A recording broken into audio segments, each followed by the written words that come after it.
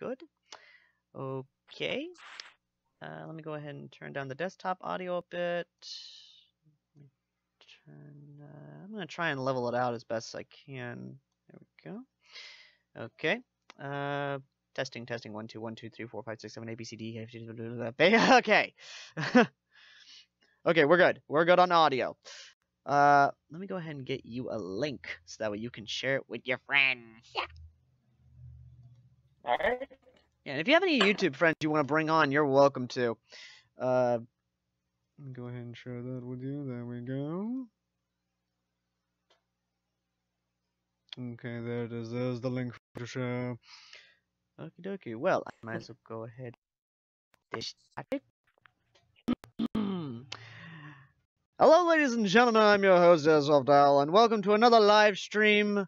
I am doing these more frequently now, if you count once a month, or even rarely a month, frequently. As you all remember, I used to do these every Wednesday, give or take. I used to do these a lot, and then, of course, Mark's passing from Denmark Airsoft kind of halted those because his last... I met him for the first and last time on a stream, kind of dealt me a good deep blow. But you know what? That's not what we're here to talk about today. No, today we're here to talk about some updates, answer your questions, everything of that nature. A big update that I really want to get out there is I have teamed up with Tactical TD, Tactical Designs, Practical and Tactical, basically makes P90 paintball markers, and now they're going to be making some awesome products with yours truly, which is kind of thanks to a certain little build I did, which is, of course, the Uzi that you guys know me for. And that thing, which, I'm getting ahead of myself. I have our guests here. Guest, what have you, hostage, whichever one I want to call you. Introduce your damn self. What's going on, everyone? It's me, the Boss Gaming. How's it going? Yes, the gaming. Speaking of which, there's a question I've actually been having a while. Why the fuck are you calling yourself the Boss Gaming? How'd you come up with that damn name? A funny backstory with that name. When I was originally going to start YouTube, I was trying to think of channel name ideas. This was actually before I even thought about doing YouTube. The boss part of my title, I've had to explain so many times to people. I originally wanted to do rap things on the internet. I wanted to make rap videos. It was a phase. Don't ask me why. But I came up with the boss as a rap name. So when I decided to finally scrap doing any rap-related content, I decided I want to do gaming, so I just added gaming on the end of it. Thus, the Boss Gaming was born. So, you're a white boy wanting to be a rapper, so you scrapped the rapping and you went with the game. It was just a phase. Don't judge me, okay? I prefer what I'm doing now on YouTube. Hey, I ain't judging, man. Believe me, I ain't judging. Because people judge me a lot because of what I do with airsoft. It's basically I take crappy Springer guns and I make them badass. I legitimately take them, I rape them, I make them into monstrosities that people kind of cock their heads at, and it's like, why? Because why the hell not? It's just your creativity. Exactly. As a great man once said in an abridged series, of course, kind of quoted, I reject your reality and substitute my own. Exactly. Exactly. But either way. So out of curiosity, did you actually see the 700 special? On your channel? I Yeah. don't believe I did all that time ago.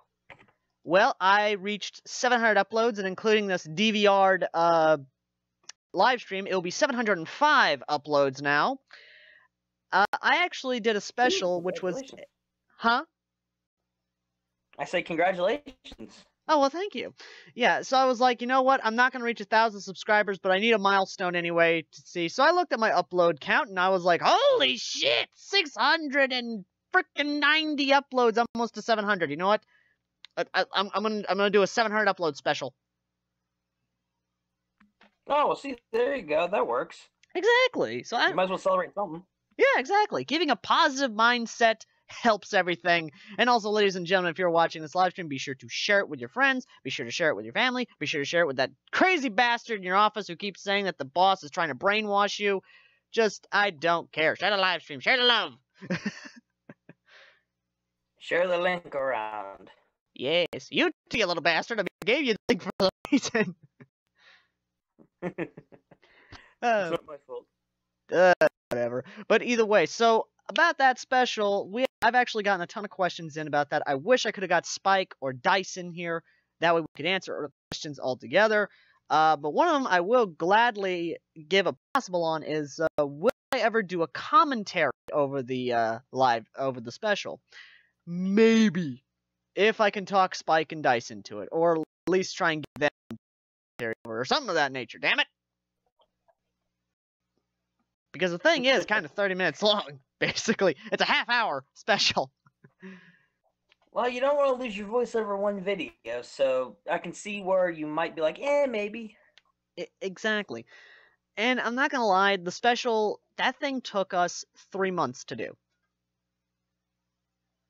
That is 3 months.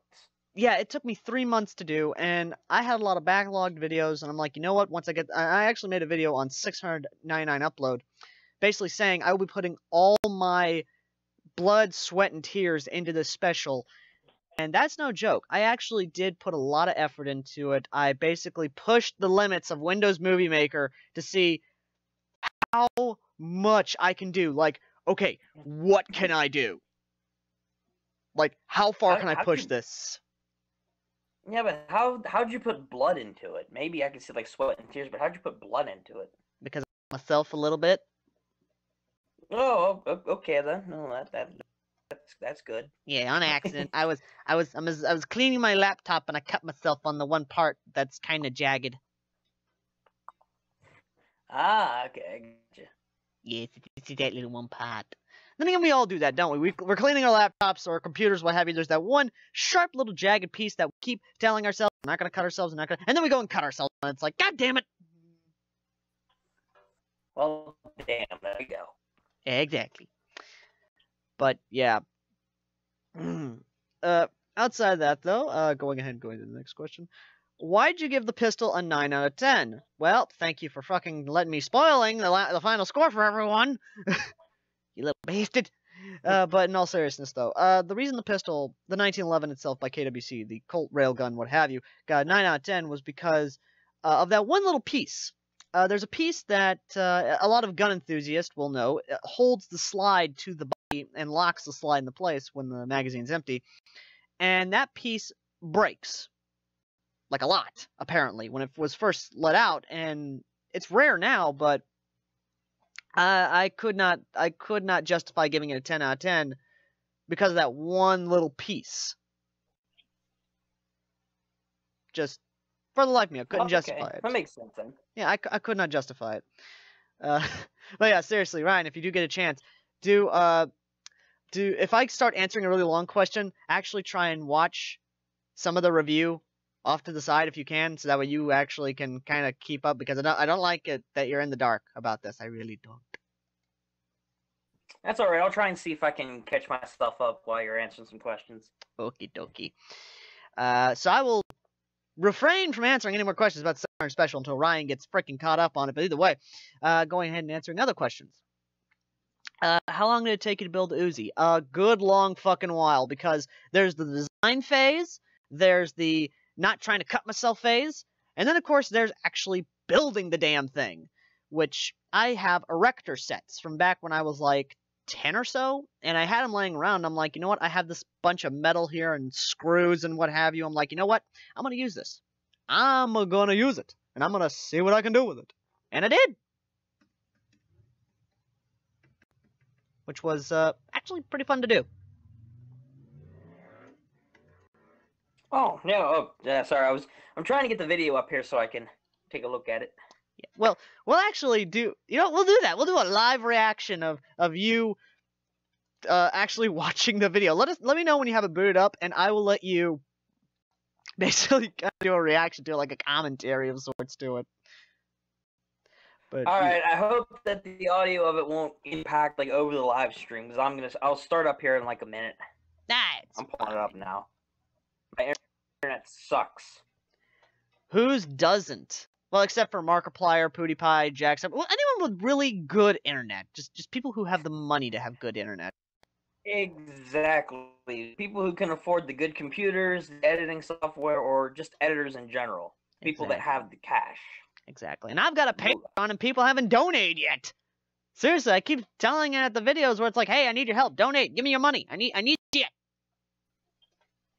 I mean, hey, if Patreon should invent a system where if you don't get donations after a while, they should start donating to your account. I like that idea, but of course we know that won't happen. Of course, it would never happen. Like, why would anyone want that to happen? It's not like we actually want it to happen or anything. I'm just saying, you know. Good God, why haven't I had you on this Why haven't I had you on any of my live streams? Seriously, what the fuck? I have no idea. I think we tried to do this actually once before, but I got caught up with something at school. Oh yeah, that's right. That's right. I keep forgetting you're younger than me. How old are you again? I'm 18, so yeah. Oh yeah, I'm a 23-year-old on a live stream with an 18-year-old who's just trying to get by on YouTube. How the fuck could that go wrong? Nothing could possibly go wrong with that. Oh yeah. Okay. Pop a vodka bottle off on stream. Oh good Lord. Let's see here. How did you get to know Nova TD? Nova TD, which is tactical design, I was actually introduced by Nate. Now the story goes that I was talking about an idea for a 1911 shoulder stock because I was looking around the internet and I was like, you know what, these are really nice shoulder stocks, but I think I could do better. I started thinking because I went to college for mechanical design and mechanical practice. Basically to work on engines, really anything mechanical, because I have zero luck with anything electrical. Like zero luck. Like I could freaking shock myself with a battery for no damn reason. I could just be holding the battery, not connected to anything, and somehow it shock me. I could actually see that happening to a majority of people. Exactly. So I started thinking of it and I started talking about it and got some example photos out. And Nate kind of saw it and I was like, you know what? I'm kind of curious. He kind of liked it. And I said, do you know anybody who has a 3D printer? And he says, yes, I know this one guy. He's really cool. And I'm like, okay. He introduces me to Andrew, the head founder, CEO, lead designer, basically all around head honcho of Nova TD and Nova Tactical. And I'm like, holy shit, we're clicking. And legitimately, we were nerding out. Because apparently, the reason he made a P90 for paintball, which was back in 1998, while I was a kid, he started designing it and talking about it and actually made a prototype of it. And then, here's the cool part. He actually made it. And the reason he made it was because of Stargate and BSG, or for those of you who aren't big freaking sci-fi fans, Battlestar Galactica. And I'm like, yes, I have found my significant Canadian other. Which, for those of you who haven't figured that out, Nova is short for Nova Scotia, Canada. Ooh. Yes, so I'm working with a Canadian company. Oh, okay. Because the American companies were good enough? Please, most American companies are jackasses. The Canadian companies are where it's at. So you're telling me that since America didn't work out, Canada was the next best place to go? Yes. Okay, I can actually see that. I'd move to Canada if their bacon, wasn't fake, or their maple syrup. Hey! What's the truth? You better be happy Dice isn't on here, or he would be so upset. Because of the bacon thing? No, because of the maple syrup. Oh, well, the maple syrup I don't think is like the best quality in the world. I'm just saying. Oh God, I am so happy Dice is not watching this.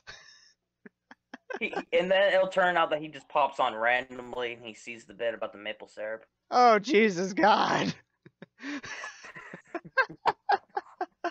But in all seriousness though, basically Nova TD is a really cool company. They're actually talking to me. We were actually talking about because we're not only making pistol stocks for airsoft. They're also doing it for paintball with their Tipmans, I think. It's basically the one that looks like an HK-45 on steroids. Sounds pretty impressive, actually. Yeah, and then Seems of course like they there's... make good stuff. we're working out with it. The bigger one that I'm actually happy for is that outside of pistol stocks, which are going to be... He says that we're working out some really cool features. So I'm guessing we're probably going to have it to where it's not just a stock. It'll also store the pistol. It'll also probably have extra spaces for magazines, maybe some cool shit like that. And then when we move away from pistols, I actually would like to do carbine kits and bullpup kits. Where it actually isn't just, oh, we're just going to have this 3D thing where it just goes over the pistol and makes it like a carbine or a bullpup. No, no, no. What I'm thinking of doing is actually having it to where it has an extended inner barrel within the kit, so that way it actually has more range for the pistol. Seems like you're going a little good with like the modifications and stuff to these guns. Oh yeah, most definitely. Let me think here. Okay, so, oh my god, I love this one. Oh god, this is from Facebook. Excuse me, Catholic. Gun Jesus has 2 Glocks with extended magazines. That is heresy. Gun Jesus does not have Glocks. Have you not read the Gospel of Browning? The Book of Armaments. I think I actually saw that Facebook post. Yes, Gun Jesus, praise be thy name, for he has given us the saints of Browning, Winchester, Remington, and Derringer. Man, where do people come up with this stuff? That's funny, though. That's funny. Oh, God. Dude, gun owners. Like, no joke. They are crazy religious bastards, and then Ian from Forgotten Weapons dressed up as Gun Jesus, because he actually does look like Jesus, and had the Chiappa shotgun, which was a 3-barreled shotgun.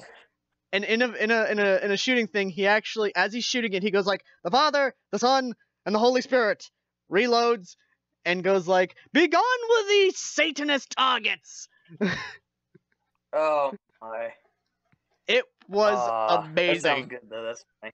It was amazing. I actually wanted, like, out of game, one of these days, I'm gonna buy a preacher outfit, and I'm gonna dress up my 1911 with, like, a crucifix and things like that, and have an actual, like, holy designed gun, and be like, in the name of our Lord and Savior Gun Jesus, I am here to save thee from thy horrible tactical plastic weapons of Satan. Like that extreme southern preacher. Oh, my. Oh, don't tell me you wouldn't do it, too. Okay, I would. Okay, fine. I admit it. I probably would.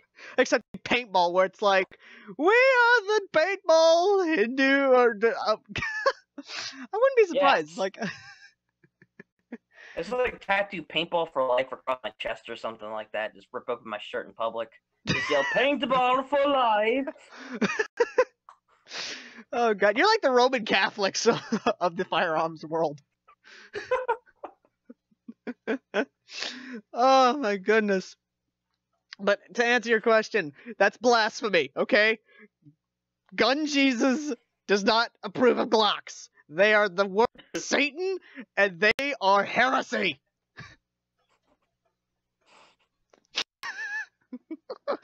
Just in that moment, I can already feel, after this live stream goes up, I can already see the comments section filling up with people trying to basically go full-blown gun religion on the comment section.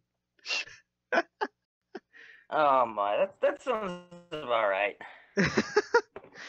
Oh God, what's so sad is I actually have a character in the works. Like, I actually have a skit in the works for my next review of actually having a gun preacher come on and actually reading from the Book of Armaments about the Gospel of Derringer. Oh boy. Yeah, sadly I have to work it out still. I still gotta work on the voice. You'll get the voice down. It's in there somewhere. Well, I live in the South, so all I gotta do is just go to my local church and just listen to the preacher basically try and not have a heart attack. It's already set up for you, then. Don't worry. But moving on to the next. So do you have that video booted up yet? I do have the video ready to go. Now, I have a question about that because I only it up. Yay. Now, is it the one? Is it the one where you're announcing the 700 special with that review that you were gonna do? No, it is the actual 700 special. Legitimately, just go to my all I do is type in KWC 700 upload, or basically just look for a thumbnail that says 700 upload special KWC review. Literally, I will freaking send you a picture over Discord. Then that's it right here. Okay, well, good. I got it right here. Okay, good. I'm gonna shut the fuck up and I'm gonna let you. I'm gonna mute my mic and I'm gonna let you do your thing. All right. All right, good. All right, muting my mic now. All right.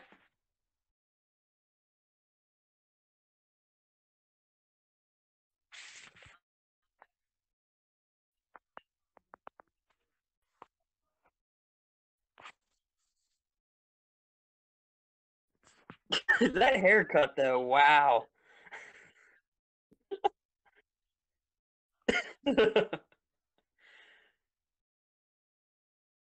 I love that transition. Oh, that was pretty funny. Away.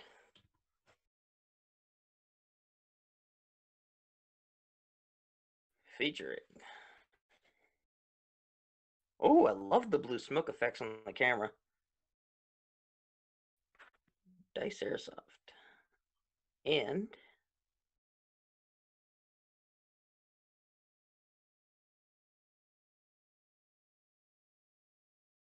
oh, that's a really cool transition there. I love that what you guys did with the gun.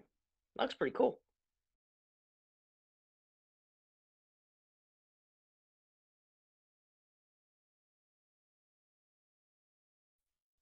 What game did you take the 1911 slide from? That looks like a Call of Duty game.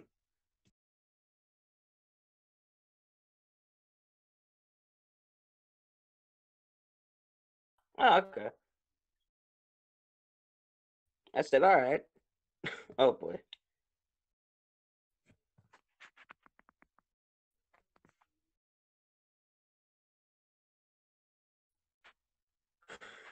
Is that the Grim Reaper gas mask on?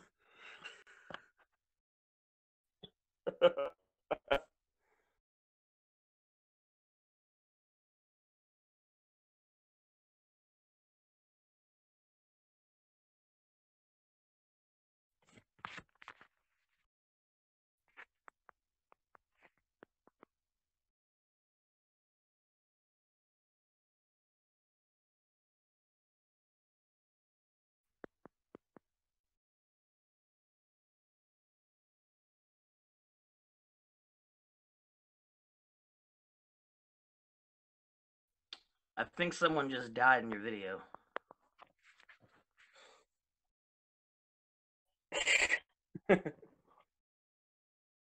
Meanwhile, in Batman.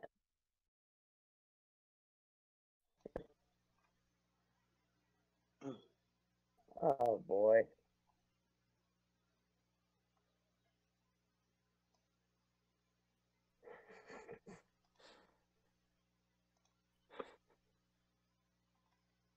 For those of you guys just tuning in, DeBoss Gaming here is reacting to 700 upload special. And yes, I unmuted myself because I actually need to explain to people, because apparently someone messaged me on Facebook asking me what the fuck's going on.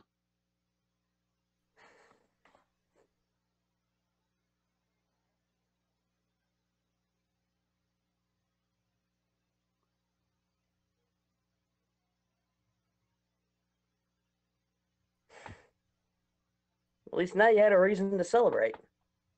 Yes, I did.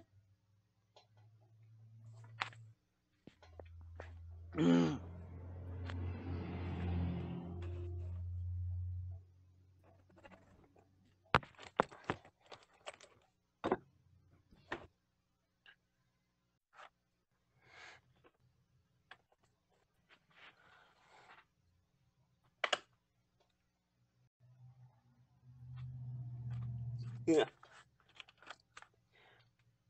I'm gonna do one other thing here quick. It's buffering on my laptop right now. I'm gonna get that set. If you have another question to go ahead and do, you can answer Actually, that I right was now. actually going to ask her because I knew I could hear turning with questions already because I've got to ask because I know you have questions already. I have a few questions actually. Yes. Okay, go ahead and ask them. All right. Okay. First question: Where in the world did you? Where did that Texas transition slide come from? Where you guys were all shooting the guns from? Like, That how did that work? that was from FPS Russia's APC destruction, and I was like, okay, what's the most Texas fucking thing I can get to represent Texas? And then I saw that where literally a bunch of Texans are ramming a armored personnel carrier through a building and are shooting the shit out of it with 50 cal machine guns, other machine guns blowing the shit up out of it, and I'm like, that's as Texan as I can fucking get. So I was like, you know what? I'm gonna take the shooting shit, I'm gonna put it in this, I'm gonna put America fuck yeah in it, and then we're going and then that's it. Even Spike That's loved basic the American. no, that's Texan. Because Texas. Texas part of America. You will hush your mouth, son. Any Texan will tell you they are not a part of America. Texas is still independent. Fine. Okay, fine. But Texas isn't American. Texan, I don't know. But either way. But yeah, I basically got that, and okay. Oh no, go ahead. What were you gonna say? I basically got that, and I was like, okay, Spike, is this good enough, or do I need to go more over the top? And Spike was laughing his ass off, and was clapping, and he was like, no, I love it, use it. And I'm like, okay, I'll use it. What you should have done at that point is like had a whole bunch of redneck guys with their shirts off, firing guns, drunk, in the middle of the night around a campfire. I needed the clip to be 10 seconds so I wouldn't get slammed with freaking YouTube copyright. Well, I don't know. Claim it as your. I don't know. Claim it as your own. Oh, I can't. Freaking South Park creators Trey and Parker will fucking slam my ass with a damn copyright strike or Who cares claim. about South Park and their copyright issues? Outside of that, so what's your next question? I did have another question about the purpose. One thing I found interesting that you mentioned earlier was you celebrated your 700 special for your 700. What makes you think you won't get to 1,000 subscribers? Because it looks like you're really close. So you're only 40 away. Yep. Of course, I was at 962, but then it dropped down after uploading my announcement to working with the company. That sucker dropped down to 960. I'm like, well, damn. What the fuck? My guess then at that point would either be the YouTube algorithm or more likely just actual people. It's one of those things. It's alright. Yeah, it's alright. Now, I heard you asking about the Grim Reaper with the gas mask. For the where'd you come up with that? Gas Mask Man was the cause of me not having a laptop for 3 months. Wait, what? Yeah, I had no laptop. I had no laptop for 3 months because it did a Humpty Dumpty and basically fell down and cracked the hard drive. Ew, okay. Yes. I guess I can sort of see that one then. I was still kind of curious because it looked like the Grim Reaper wearing a gas. He was actually the reference to the Bridge Keeper from Monty Python, The Quest for the Holy Grail. And I really wanted to put a lot of Monty Python to the review because I love Monty Python so bad. But there are 2 other videos of Gas Mask Man where he basically announces his arrival to the world, and then and then one where he basically he just basically fucks with me in the most literal sense. Because he is literally the embodiment of my insanity. And to give you guys watching a sneak peek at what's going to come next, I do have another character coming next.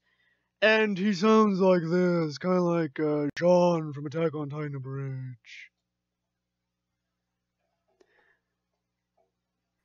Alright, I got the video pulled up here again. YouTube's working for me. Try download. Well, I would say try downloading it, but that'll probably kill your freaking Wi-Fi. Probably, but fortunately I got it pulled up here. It's ready to go. Sweet. So I will shut my fucking mouth and I'll let you continue watching.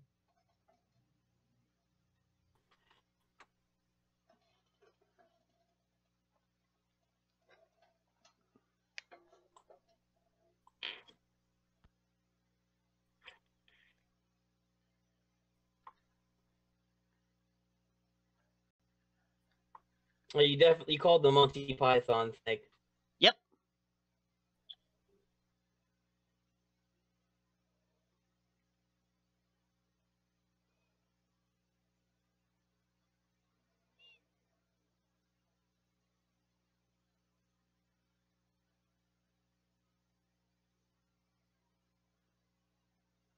You should add another America position when you announced that you were doing the review. Eh.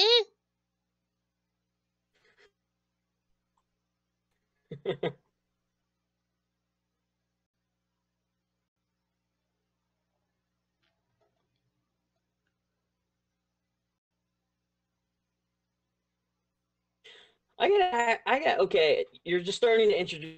Where'd you even get that thing at? Did you have it or? Yeah, that was a birthday gift, actually. Oh, lucky. Yep, 23rd birthday gift. I got that sucker.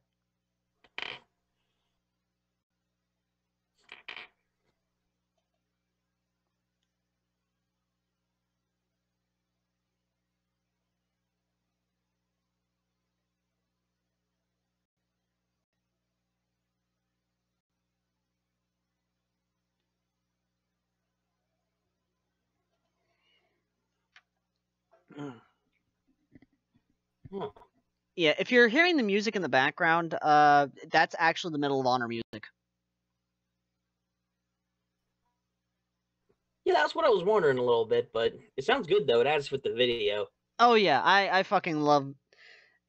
I really like using video game music because that, like the older video game music, because that stuff, that I just loved it. I mean, the old Battlefield music was awesome. Freaking Bad Company was awesome. A lot of the music was amazing back in the day. And I thought, and I'm definitely. I agree definitely with Battlefield too. That's classic music. Oh yes, yes.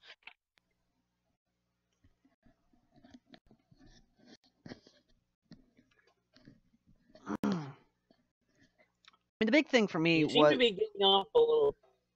You seem to be getting off a little bit about handling this gun. come again. You seem to really enjoy handling this gun with unloading it and everything. Oh, you have no idea. Literally, like I even have it with me right now, in my bag because I was gonna take pictures and kind of send it to Nova TD for design ideas and what have you. But yeah, man, I mean, when you actually get a KWC 1911, it doesn't matter if it's the original A1 or if it's the railgun or if it's the Elite Force one. They are so fun to mess with. Oh my god.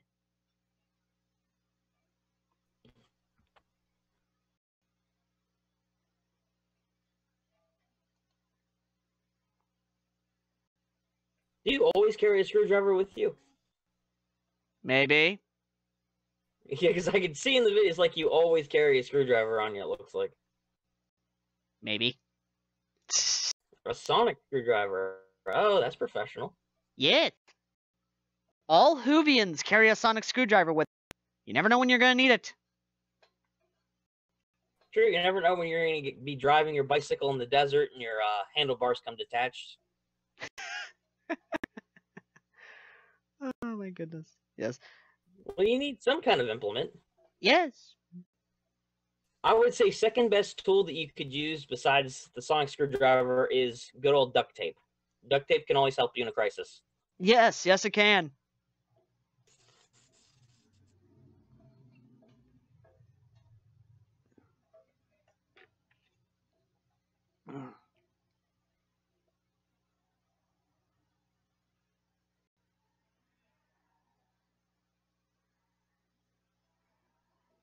I know I'm quiet as a motherfucker. It's because I'm having my friend here watch a review that I did a while ago, actually. Last month, is to be exact. So yes, while I'm quiet, he's sitting there watching and he's giving commentary and asking questions while watching it. Because I do find that interesting, because, like, I just got past the talking about the hammer of the gun. Like, what can you explain a bit more in detail? Like, what makes it so different compared to other guns? Because I think you mentioned something like that. The reason the 1911 was so revolutionary of its time was because of its simplicity and its design. The grip safety is back then that was very rare to see on handguns because you didn't have a safety on a handgun. Like, you had your slide safety, which basically locked the slide from going back and forth because most of the guns back then were simple blowbacks. And having a slide lock with that was pretty interesting. And Browning really innovated when it came to handguns, rifles, shotguns even. There was a lot of cool stuff that Browning actually did. Now, by that point in time, that was probably a reshoot I did of that. I actually did have to reshoot a couple scenes once or twice because while I was doing my part, I was watching Spike and Dice's parts get ready for them, and I had to quickly read off a script that I basically, like, freaking jigsawed together because, you know, this was a really big special of mine. I really wanted to go in. I wanted to try and get as much info out as possible about it. But then it was like, you know, I kind of had that bit of pressure because it was like, this is my 700 upload special. I don't want to fuck this up. Exactly, because at this point, if you don't get it filmed correctly now, you might never get it filmed. Oh god, and it was such a... And the one thing I really upset myself about was the fact of the music volume. It was like, oh my god, is it too loud? Can they barely hear me? Oh god! Literally, I'm Because I'm noticing...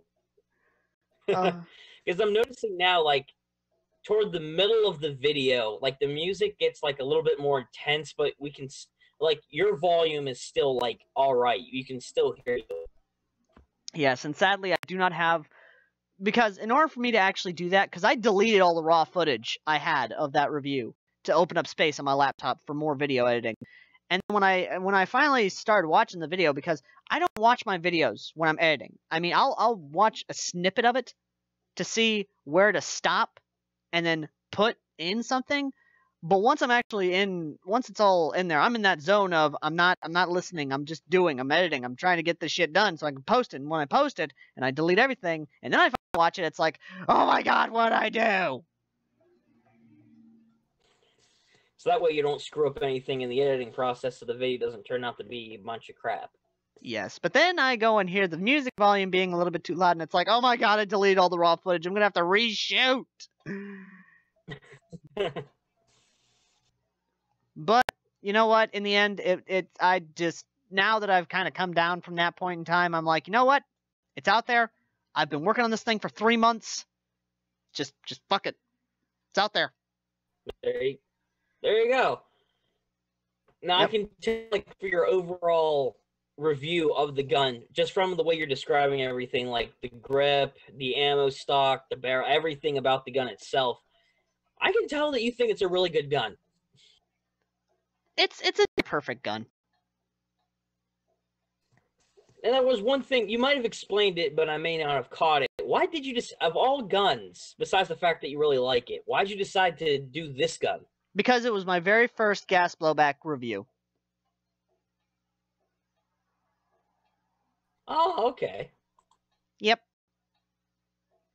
And that is my only gas blowback gun I have. Which,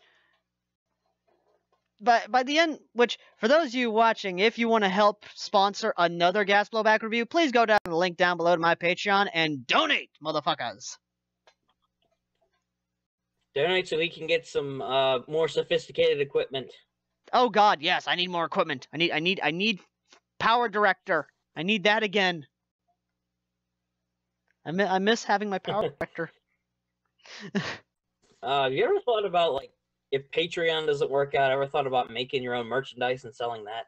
I actually have, yes. Only problem is I don't have a credit card nor PayPal. Well, you could cut out a couple of guns made of paper or cardboard and pass them off as guns. You could do that. No, oh God, no. No. What the They were fuck? made especially by you, though. Fuck. I do not condone making guns, especially obviously fake ones, for anyone watching who's wondering what the hell is wrong with you. That's what I'm saying. What the hell's wrong with you?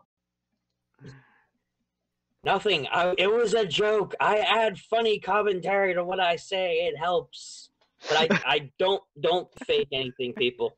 Just don't do it. And if you're going to, don't get caught. I'm just kidding. Oh God. But yeah. Hopefully enough, we'll have another guy come on here. Hopefully very soon. He's a good friend of mine. Actually, a Roblox game creator. His call sign's Fire. He's a very good friend of mine. His name's Ash. But either way, so what? If you got any more questions of the review, you're welcome to ask, because you know, I'm here to answer your questions. I think that pretty much sums up everything I got. It was basically a really good review. You got some friends to help you out with it. You added some funny stuff to it. You talked about the basics of the gun itself, and overall, it's a really good gun. Did you watch the whole review, or did you, are you still watching it? Well, it's at 18 minutes, so... Yeah, go ahead and keep watching it, and then keep giving your funny commentary. I'm going to be talking to this guy. Go right ahead.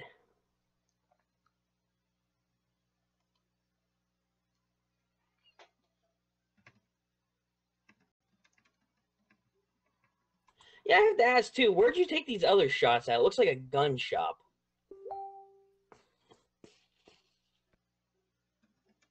Come again? There were a couple of shots that look like you got it in a gun shop. Is that where you shot it? Oh, no. My parts, I'm in my room, basically. Where I am. As for Spike, he's in his airsoft bunker. And that's where he is, basically. He's in his airsoft bunker. Oh, okay. Yes.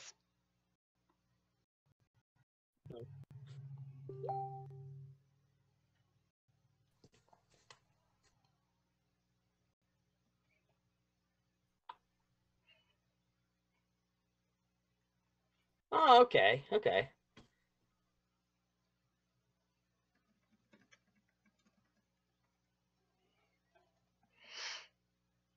Yep. Man, it seems to be he's... Go ahead. Well, I have to ask, how are you able to collaborate with these guys? Like, how long did it take you to do all this? What all did you have to do to make this video good? Okay, simple questions. Very fucking hard. 3 fucking months. And it was a very hard process, because it was basically the first month was basically us talking about skits, what we could do, what we were wanting to do with the skits, you know, like what everyone was wanting to actually do with it. And then the second month was basically us doing test footage, us doing test jokes, seeing what will work, all that good jazz. And then the final month was basically everyone getting their footage finalized, us getting our stuff in, and then me doing all the goddamn work, because I was the only one who was doing all the goddamn editing. So that's why it took 3 months. Yes.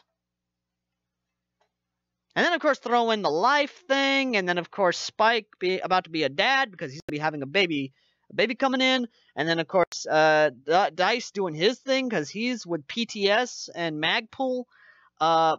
Lots and lots of stuff, basically. Damn, sounds like a lot of stuff going on right now for you guys. Oh, hell yeah! But after all is said and done, you have the finished product, which is right in fucking front of you. Well, there you go. Of course, you know, if I would have been the one doing this video, I would have added a couple of explosions here and there. You know, spice it up. I'm working with fucking Windows Movie Maker. Give me a damn break. Oh no! Well, yeah, you could do that. You could have realistic explosions too, like I don't know, blow something up in your yard or something. I can't. People, if I do that, people think the freaking liberals are attacking. What? I live in a very southern, very Republican, very paranoid area. Okay. I was gonna say, like, it goes from one thing, like, I would laugh, like, if somehow you put, like, an animated explosion in one of your videos, and then, like, your neighborhood just comes right in there after they hear, like, the explosion on screen with rifles and everything, wondering if someone's bombing the neighborhood. Ironically, the only explosions I actually do hear on my place is from the Shiners. Oh. Yeah, bunch of What about- moonshine you guys- explosions. Because some dumbass forgot to turn off the still. That sounds about right. Back where I live, there used to be like a whole bunch of moonshiners back here, back in the days, like back in like the 50s and 60s. These back roads that I live on were classic retreats. Nowadays, there aren't too many around here, not that I've seen anyway, but there are the occasional meth labs. Oh yeah, those are really popping up in play moonshiners. And you know what? That's pissing off the moonshiners too. Exactly, because they're still in the business. Oh hell yeah! Pissing off so many of us damn shiners. We're trying to do a goddamn living. Exactly, and they're selling illegal fucking drugs. Well, moonshine ain't illegal. Yeah, well, meth is. But either way, I will let you continue watching the video because obviously you have questions about the special in of itself. I do actually. Like, I'm almost to the end of the review. There's like 2 minutes left on it. Okay. One of the things that I'm wondering is how. First off, do you ever like use the cult itself like on a regular basis? Yes. Okay. Since you use it on a regular basis, I'm assuming that you take good care of it. Like, I'm assuming, like, I won't say preserve it because that sounds like the wrong terminology to use. Yeah. What do you do to, like, improve it on a daily basis? Do you do maintenance on it daily or weekly or something? I do a weekly gas blowbacks. After you use them and you come home from a match, you clean them. You basically make sure they're lubed up, make sure everything's good, all that good jazz. Because if you don't, then shit's gonna break on you and shit's gonna fuck up. Because you definitely don't want the gun to shatter on you as soon as you fire it. Oh no, it's not the shattering part we're worried about. It's the damn thing exploding. It's not a WeTech. WeTech guns fucking explode. KWC, they're like they're like Ryan, they're like Dodge. You can't kill them, and they're fucking great on gas. You can get, because out of a KWC 1911, you can get 5.5 magazines out of that bitch. Wow. Yeah, on one. That's a lot. Yeah, on one 12-gram CO2 cartridge, you'll get 5.5 magazines. Huh, that sounds about right then, actually. Yeah. Now, I'm assuming, like, you use the gun, like, when you play Airsoft, you use the gun. Oh, hell yes. Okay, so besides like the 1911 itself, what other? Because I'm getting the impression from watching this review that you have other guns that you really love that you like to use a lot, and you like to do updated maintenance and everything. What kind of other guns do you like to use a lot during your matches? My King Arms Thompson M1A1, my soon to be my D-Boy Scar L, or as Takahata 101 does, Scarl, because Carl. God damn it, Walking Dead. But outside of that, there's also I've got a lot of guns in the work actually, making and trying to build. But outside of that, I also have my trying to think. I have my Marusian Derringer, which is the next review, my next gas gun review, and I've just got a lot of stuff actually. I really do have a lot of guns. I'm hoping to save up the money because I'm bad with money. I really am, because I had $105. And with that, I could have bought another gas blowback. I could have bought some magazines for the 1911, but nope. I went out of town, I just basically blew it all. I basically blew all my money out town. How could you blow all your money on that, man? Come on now. I got me some snacks. I got me some soda. I got me some strawberry yee-hoos. I got for my work. Yeah, I basically got stuff for myself. You ate some moonshine too while you were out? No, I can't handle my liquor. Darn. Yeah. That's a shame. That Yeah. would have been like if you for like a funny skit special or anything, would you ever consider the idea like reviewing a gun like while pretending to be drunk? I actually have a drinking game. It's called the Bad Gun Drinking Game. Literally, it's kind of like the Stephen King drinking game, except a whole lot worse. I'm gonna do it with another review when I get the money again. I'm going to buy a Crossman, like one of those really bad Crossmans, and I have one set up because there's a gun I will never review. It's a mini fucking gun that's dual powered. It is both spring action and AEG, but it runs off AA batteries. And AA batteries? Yeah. Yeah, and I'm like, wow. And you want to know what's the worst part is? You want to know how much the thing is total? How much? 30 bucks. Wow, that's cheap. No. And by cheap, I mean the gun. No, that's not cheap. Here's the thing. In the soft world, you pay what you get. The way the gun's built, that's not $30. That's 20 bucks. Hell, we're not even going with the $20 mark. We'll fucking pay $15 for it, and that's as far as we're going, because no. Just fucking no. It's a bad gun. It's a horrible gun, and yet people are still fucking buying them. I don't know if they're buying for fucking joke weapons or what, but it's just no. Oh, so you said that you never review the gun. I hate it because the USMC one, I did a video on it. I literally screamed out my head. I got so enraged at this thing because supposedly it was representing the United States Marine Corps. It was modeled after a G3 rifle, which the Marines never used. And I was so pissed because it's like, you're a gun company. You're supposed to try and represent our United States Armed Forces respectfully. And I was just so pissed. It's like, Crossman is basically the fucking Michael Bay Zack Snyder of Airsoft. That's who they are. Damn, that sounds about right then. Oh god, wow. I was so pissed that I actually threw my voice out from screaming so much that I actually had to use a chat bot for the video afterwards because I could barely speak. Wow. Yeah, and I said that if I'm gonna do another video on it, I'm gonna get drunk, or at least pretend to be drunk, which is why I invented the horrible gun drinking game. Oh, so I'll comment on every single one of your videos starting now. Do a drunk review on this gun. I will when I get the money. So fucking donate to my Patreon, you little bastards!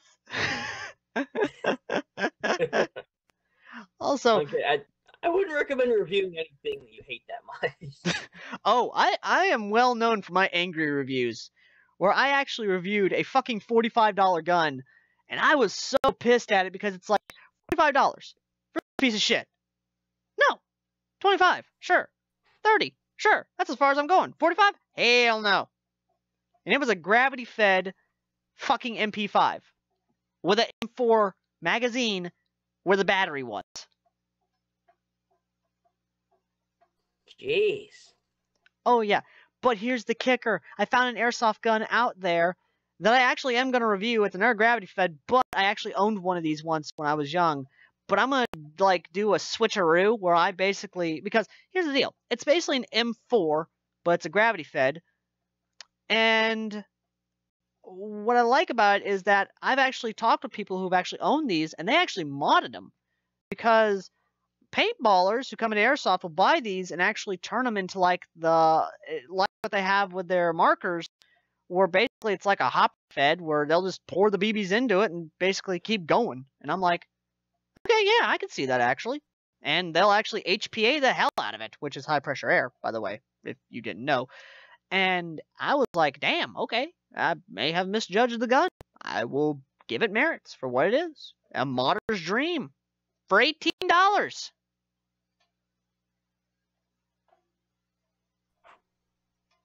Wow. No, honestly, like, out of all of that, out of all the like the cheaper guns out there, because like you said, like if it's a really cheap gun, it's probably not the best in quality. Now, if a gun was like $1,000, would you say that it could be high quality, or maybe it's just overpriced depending on the gun? It depends on the gun itself. There are some companies that will try and put up, like, okay, here's a good example.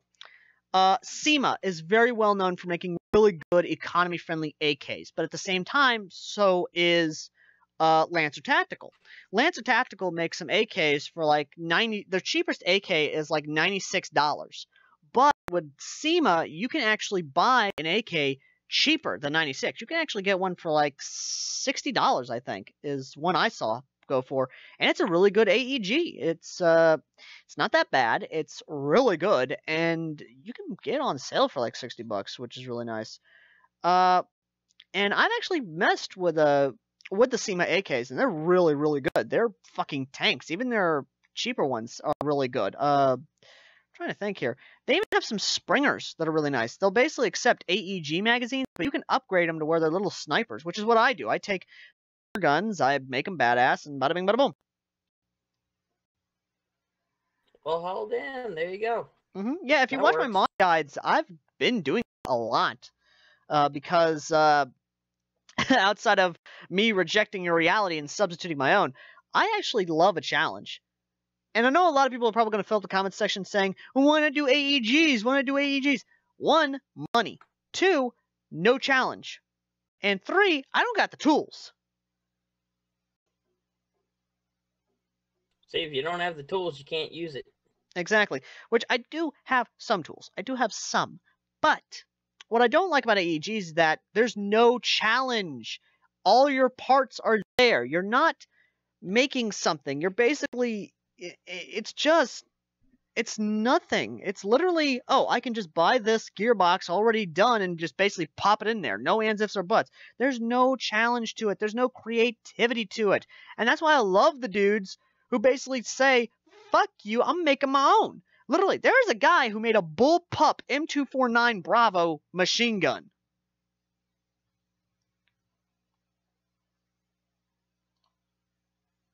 Now, let me go ahead and send you a picture through the general chat because you're going to want to see this. This is actually a really cool gun. The dude actually made... I actually did one. Huh? Actually, I would like to see that. What did the guy make? A bullpup M249 Bravo. It's basically a support gun. Oh, really? Yeah, and I was surprised to see this because it's like, this is what I'm talking... Because I saw it on US Airsoft's top series, and I was impressed to see this because it's like, this is what I'm talking about. This is what I want to see. And it's like, and then I see all these other guys with sniper rifles building them, and it's like, yes, this is what I want to see. And I'm just like, why can't we do this? Why can't we? Because no, apparently, for you to be even a tech, apparently you have to make your gun shoot really fast, shoot really hard. Yeah, fuck you. Or I will, okay, you know what? I will respect your little speed soft setup, but I'm gonna like the dude who made a double barrel pump action shotgun. And yes, that's actually real. HPA'd, was in high ground airsoft, probably going back this year to Airsoft Palooza. Desert Fox even messed with it, and it was fucking evil. Holy shit. Yeah. People say there's no innovation in airsoft. Fuck you, I'm going with the dude with the Bullpup 249. Just that, I give major respects to the guy. Because the fact that you did that, you fucking did that. takes guts and tinkering skill, and my God, you have my respect.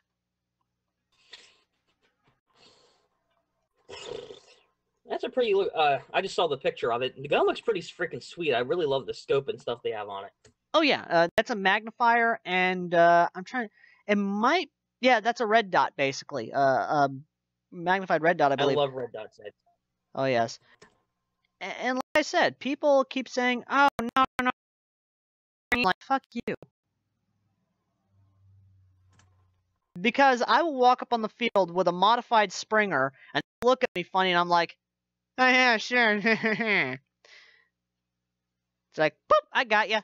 And I've done that before, actually. I have actually nailed a dude in the head with a modified M14 Springer. And that thing was fucking evil with Whoa. .3s. That sounds about right. Oh yeah, if you look up my videos, I actually have done full mod guides for all these guns. For a full-size M14 by AGM and S&T, I've done a mod guide for the Marine Corps M14, which is basically just a copy of a Tokyo Marui M14 Springer. It doesn't matter what you do. It matters how you do it. Don't let people say, oh, you can't do this. Fucking prove them wrong. That's one of the things that you always would want to do. If you don't agree with someone's opinion, you can fuck off. Oh, yes. It's just like that fuck. Oh, my God. Oh, God, I just remembered this. Fucking E3. Did you see that? Yeah, this E3 was terrible. Did fucking I loved Francis' video where it's like, did Ubisoft just win E3? Is the world ending? It's like, I think they did since they released fucking Good and Evil 2. Oh, jeez. Yeah, like, this E3 was Oh man, it was so. Except for Bethesda. Bethesda basically said, okay, we'll save the best for last. And I'm like, what are you talking about? And it's like, fucking Wolfenstein 2. And I'm like, yes! Oh, boy. Oh, come on. Don't tell me you didn't freaking yell for joy at the idea of killing Nazis again. Okay, so maybe I did. Okay, fine. Yes, I did. Fine. Oh my God. I just thought that was really cool, though. Oh God, that trailer. I was like when I saw that trailer, I was like, wait, what the fuck's going on? Why are we with the freaking Lassie thing? What's going on? And then of course it's like, oh, this is Nazi Germany TV here. Oh my God, I would actually love, like, okay, I'm making a prediction now. Wolfenstein 2, we're actually going to be able to watch TV shows like in GTA. That would actually be a really cool concept. I could actually see them adding something like that. Yeah, and then of course we get to see America under Nazi control, and I'm like, yes! America. And then of course we see a dude dropping LSD at the end of that trailer. I'm like, what the fuck? the fuck? The He's hell? just smoking like a blunt. No, he just like swallowed some LSD. There's a fucking colorful cartoon lizard, and it's like, or a gecko, whichever one. It's just like, we gotta be really quiet. And I'm like, you are fucking tripping balls. You are seeing a goddamn cartoon lizard. You do not need to have a gun. And then the developers go and confirm that we can actually drop LSD in game and actually do that kind of shit. And I'm like, what the fuck? I didn't know that you could do this. Oh, dude, apparently, and this is what's cool. Apparently, in the game, there's new mechanics where you will be able to actually have different weapons in your hands, where you can actually have a silent weapon in one hand and a loud gun in the other. So that way, when you're going silent and silent gun just hits up, just fuck shit up with the other hand. Oh boy. Oh, I'm gonna have fun. Like I said,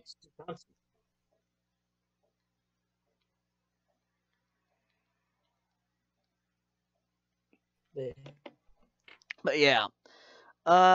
So, do you have any other questions about this? I'm going to start reading off questions that I've gotten here for a while now. Go ahead and start reading some questions off, because that pretty much Okay. summarizes what I was curious. We got off track heavily. Okay, I'm going to see if Dicey will willing to join us for this live stream. Okay, I'm going to go ahead and read off. What the fuck is with Gas Mask Man? Gas Mask Man watched way too much Monty Python. That's what happened. If you're wondering how I actually dressed up as him, I basically had a gas mask and just had a blanket over me. That's all it was. It was me with a blanket. It's just a gas mask and a blanket. And if you're wondering, it was hot as fuck in that in the gas mask with the blanket over me, because it's like it really was unbearably hot. It really was. Wow. Well, damn. I mean, it was worth it, though, right? Oh, God, yes. What happened? Why didn't Gas Mask Man go TF2 with the hats? Because, filming, I basically forgot. I forgot. Basically, Gas Mask Man, for those of you who don't know, is that his thing is he is basically the pyro from Team Fortress 2.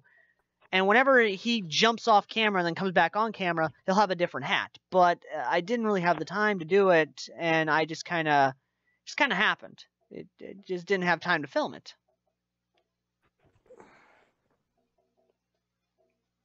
This is about right. Yep. Let's see here. Where is Spike's bunker? I will never tell you. You will never know where Spike's airsoft bunker is. Is it underground? Well, obviously, but I'm not going to tell you the specific location of the damn bunker. Is it in a tree? I'm not telling you. You're not getting it out of me. Is the tree underground? Oh, Lord, anyway. You really love using the of course clip, don't you? Well, who doesn't?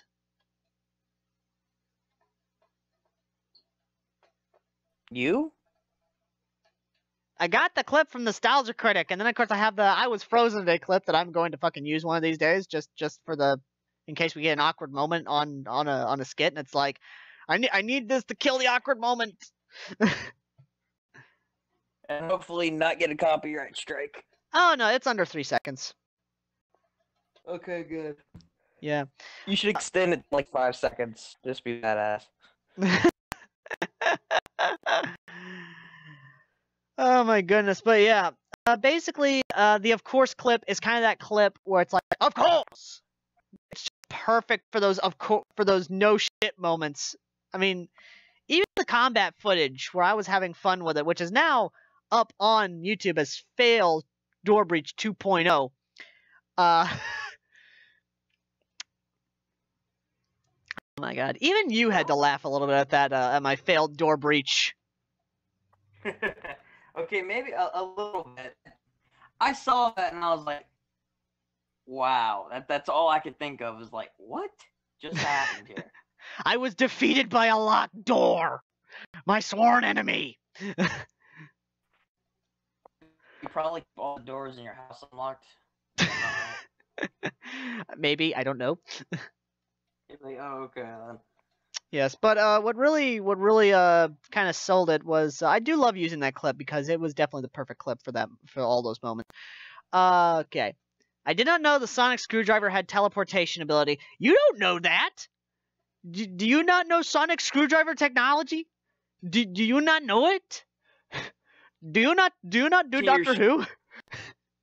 Well, can your screwdriver run really fast? You said it was a sonic screwdriver. It's Doctor Who logic. Seriously, whenever a sonic screwdriver is involved, along with Doctor Who logic and timey-wimey, wibbly-wobbly stuff, you don't question it. You just sit back and enjoy the awesomeness. It's like trying to find a plot in an action movie. There's no plot. You're just there for the explosions. Sounds about right. Yep. Okay, so next question. How long did it take you to do that? Again, 3 months. To all of you who are going to wonder how long the review special took, 3 months. Just 3 months, okay? He's lying. He's lying. It took 3 months and a day to do. Yes. Okay, so you sure do love America, don't you? No, I don't love America. I just love the America Fuck Yeah song because it works great with anything that's American or Texan. Let's see here. Why is it Dice always bugs you? Because he's Dice.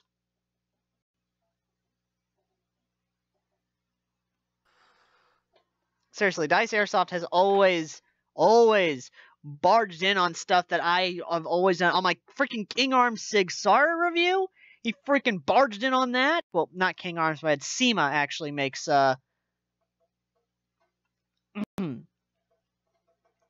actually makes a lot of stuff. Let me think here. What else? Come again? What?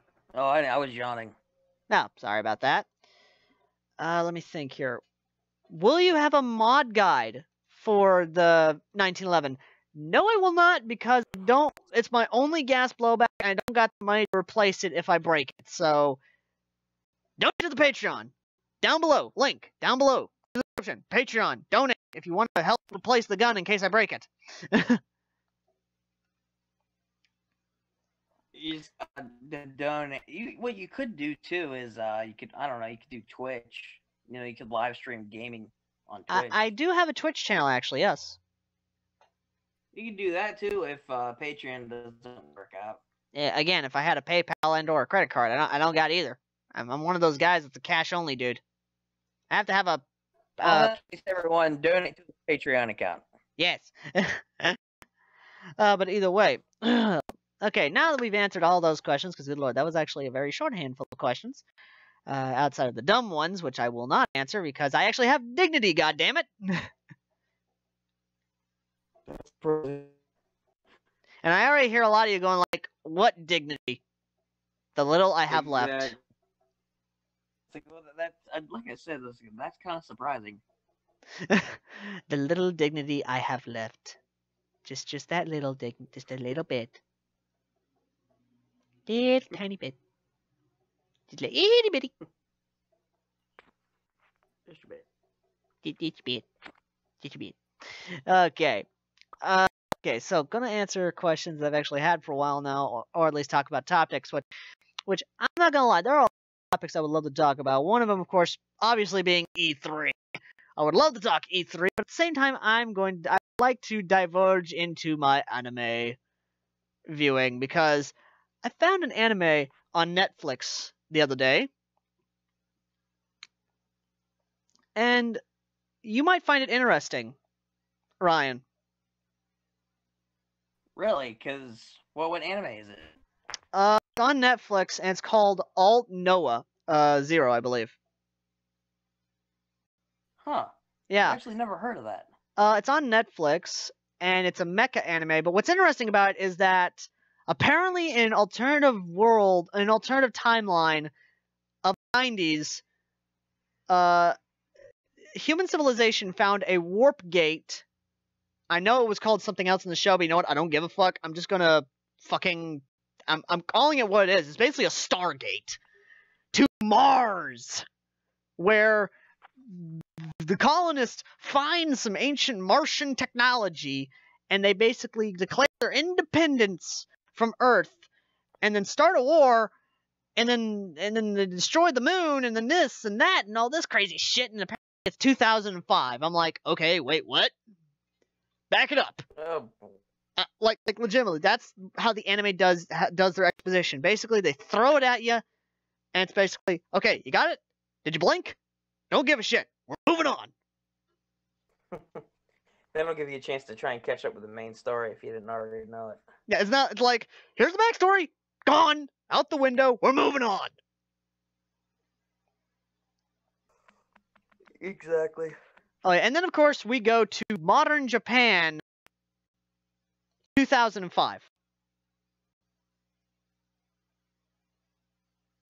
Oh boy.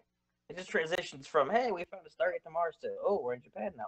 Exactly. It's like, oh, hey, we were in Mars. Boom, Japan.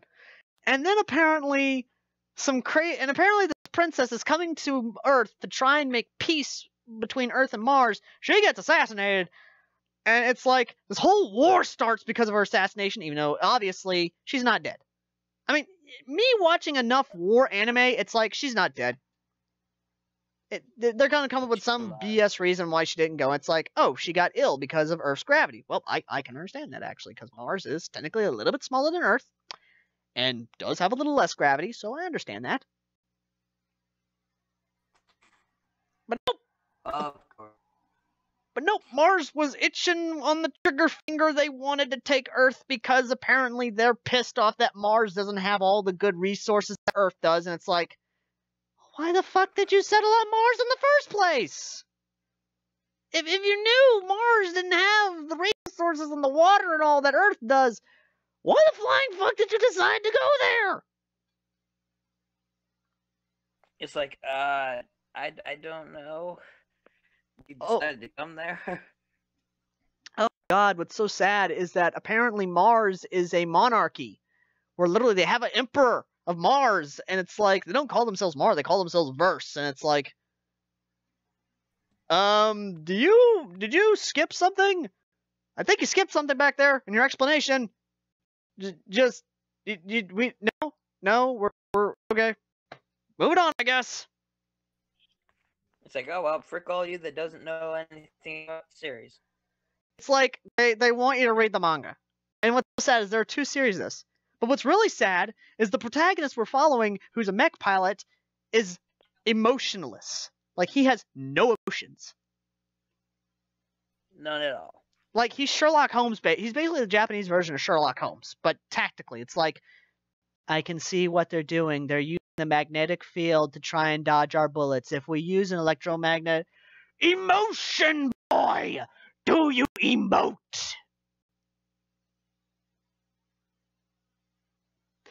Oh boy. That's literally me through the whole series with that kid. It's like, people are dying all around him, and he's basically, I see he's using a dampening field. We have to... There are people dying around you! You must do something about it. Just, it's like, emotion, kid! Good God, I'm not asking for much! And then, of course, he loses his eye.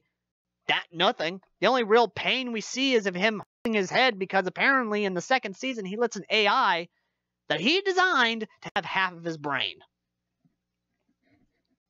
Yeah, that's a bit weird.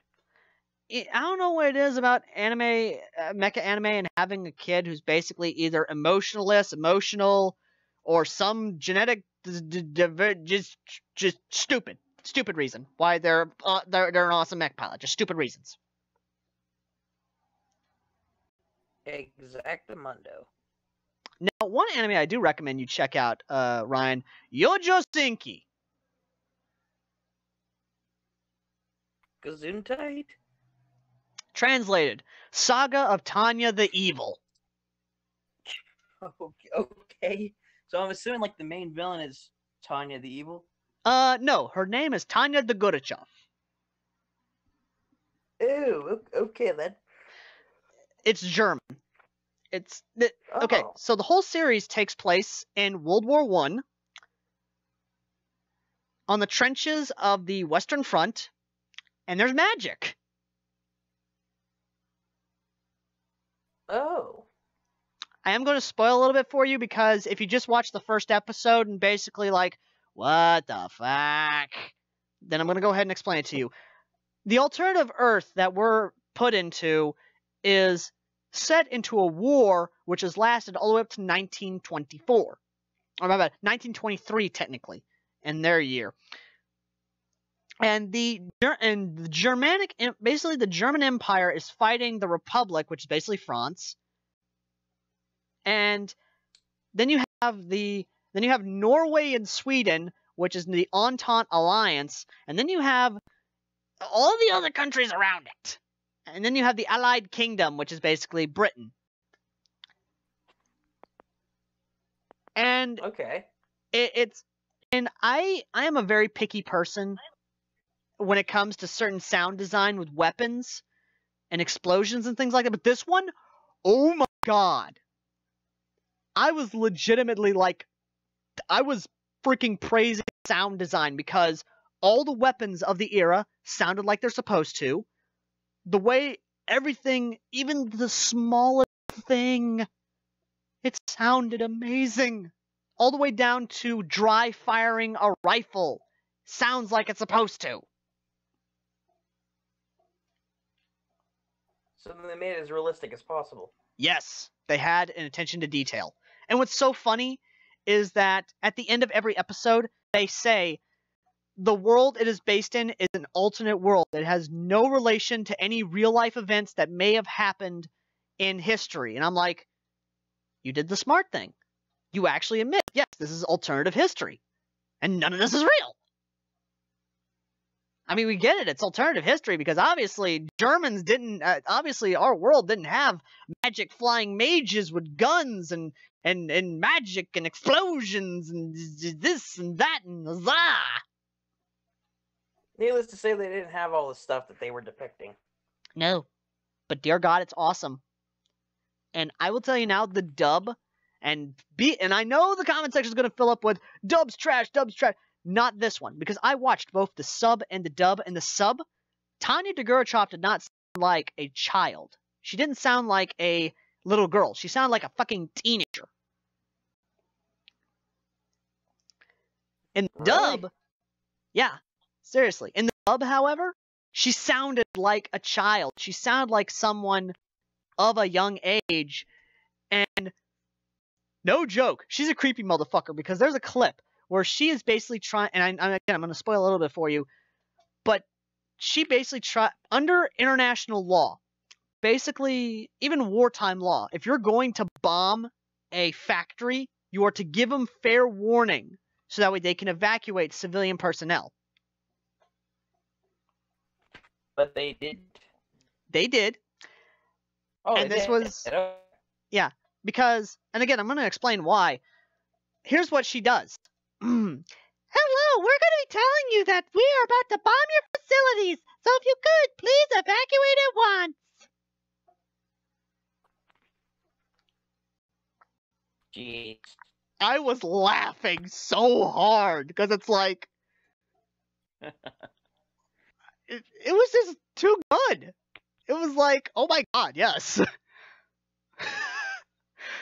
Oh my goodness, because Tanya Degurachov is a little girl, and she has amazing power, basically. She is so OP. She has, like, to put it in gamer standards, her ult's OP. It's a one-shot kill, freaking aimbot, and just across the map killing. That's her potential. She is... Which she's pretty powerful. She's so OP, but what's so good about it is the faces she makes. Like, go on Google. Like, go on Google, look up Yojo Sinki faces. Or I'm gonna see if it actually works on my end, because I'm curious if it does. Just look it up, and you will see Tanya Degurachov's faces that she makes. Which, to give you guys hope,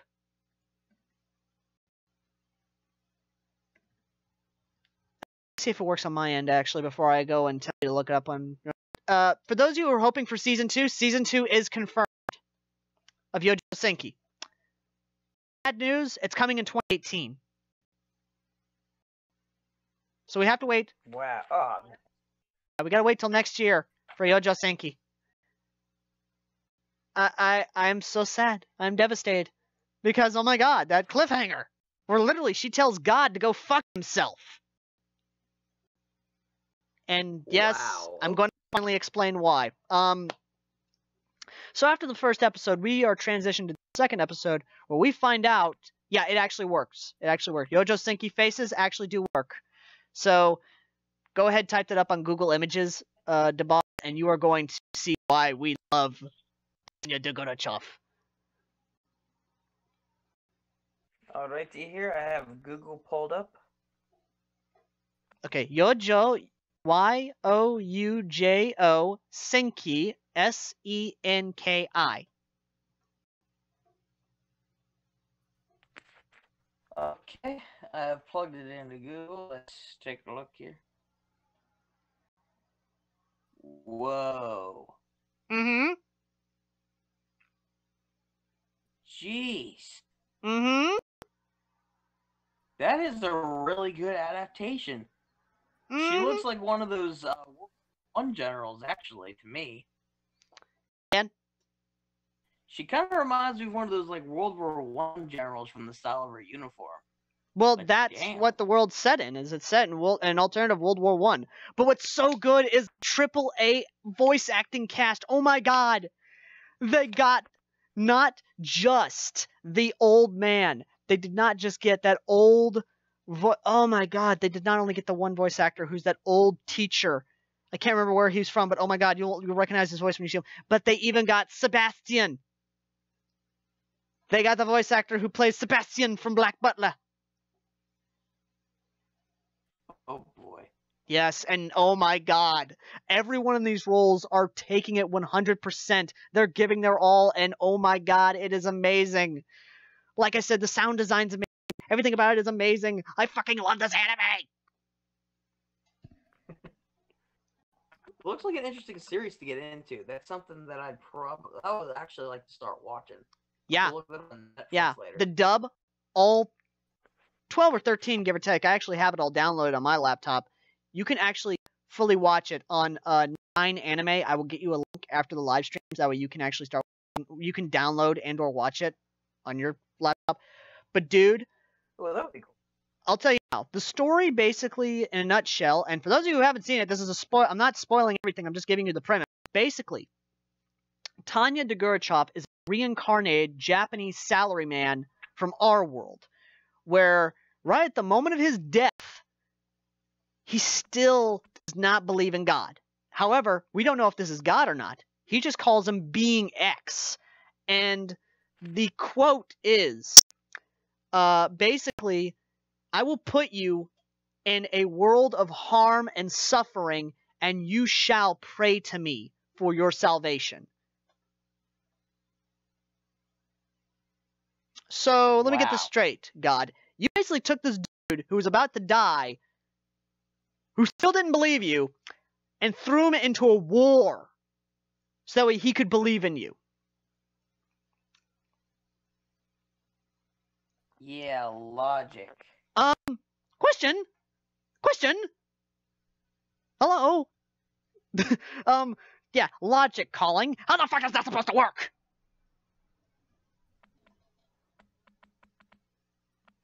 Like, you could just throw a dude into... I mean, you don't just throw a dude into war and make him into a believer.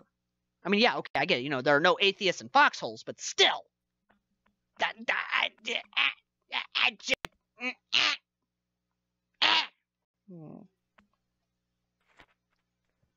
Like, legitimately, that is the only hiccup in logic that the anime has.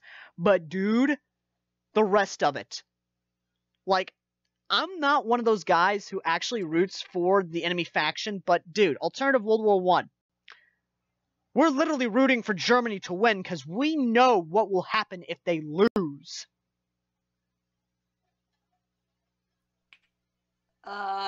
Yeah, because it'll probably be pretty bad, I'm guessing. Do you not know history? Oh, I know history.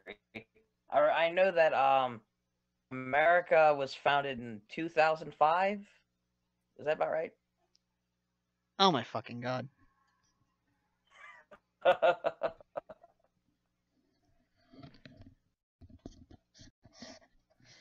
No, I'm only kidding. I know America won the war, if that's what you're wondering. Anyway, so the whole series is basically the little girl is actually a reincarnated Japanese salaryman who actually knows what's going to happen because the world is so like theirs, except there's magic, and he happens to be a magic user. A magic user. Yes, basically mages are just recently incorporated into the military, and because of it, you can definitely see the evolution of the combat, because it's, in the most literal sense, it is so good to see military strategy evolution around the idea of mages being in combat. And while there are no female soldiers, there are female mages who will be flying around the air fucking shooting at other mages. Shooting other mages, too. Yes, and they have spells. They have artillery spells, explosion spells. There are literally so many spells that they talk about that it is... You basically start writing down, you keeping track of it. But what's really cool about it is the language they use. You can actually study it and actually translate what you see on the papers and reports. It is so amazing. But what really pisses off a lot of people is that there is a character who died in the manga, but in the anime they kept alive as a main antagonist. And then there's an episode that is not in the manga, but it does cover a very controversial subject. Episode 8 talks about the shelling of civilians. Now, this actually did happen in both World War I and World War II, and even some in modern-day combat, where civilians are caught in the crossfire. Wow. Well, I'll be damned. I really need to start watching Yojo Senki. The dub, not the sub. Just trust me, the dub is well worth your time. But what I really sounds like I want to check out. Oh yeah. If not just for the concept of an alternative World War I with fucking magic, then just for the main character Tanya the Gudachov. Because here's another thing. And I'm going to spoil a little more for you, but it's kind of already kind of out there in the summary. In order for Tanya to unlock her great power, and this is God's explanation again, or being X, in order for you to have great power to survive in the world, you must pray to me. And in your praying, you shall be slowly converted into a believer, my lost lamb. It's like, question? Just doesn't make no goddamn sense.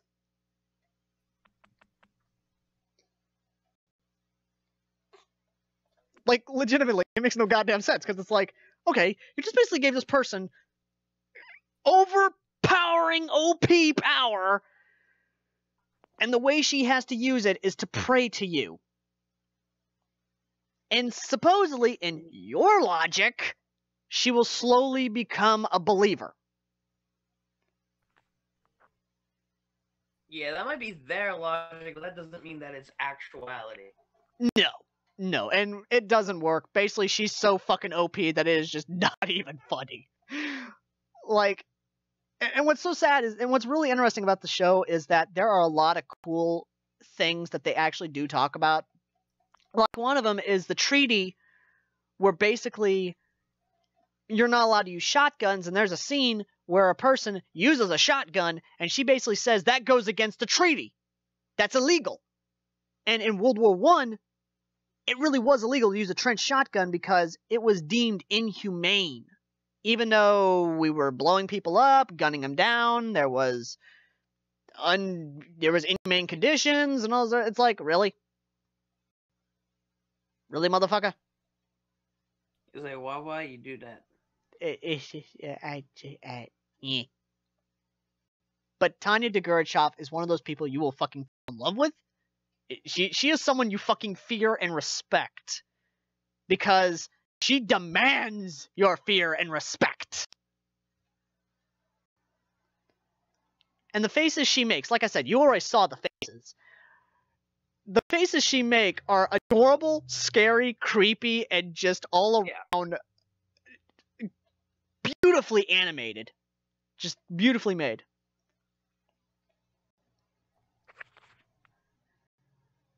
But the manga is also a really good read, and the artwork, oh my god, the artwork is amazing. And even the after credits scene is great. Just so great. They're hilarious. Like, after credit scenes, you're going to have to stick after the credits. If you guys are listening and you're interested in Yojo Senki, stay after the credits when you're watching. The after credit scenes are just as good as the anime, because there is one scene in particular that I love, because she's sitting here talking with a soldier. saying, "You know why I like you? No, I don't. Because you don't smoke." Wow. Really?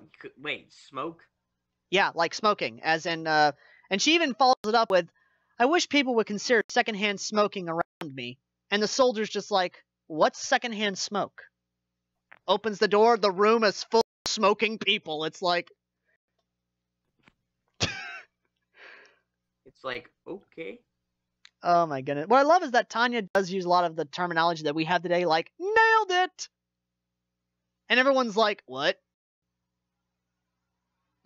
Because hello, you're basically in World War One. You're in from the mid 1900s to the 1920s. They have no fucking idea what you're talking about. They do not know your terminology. You don't know me. Exactly. And then of course, all the other side characters are wonderful too. All of them are amazing.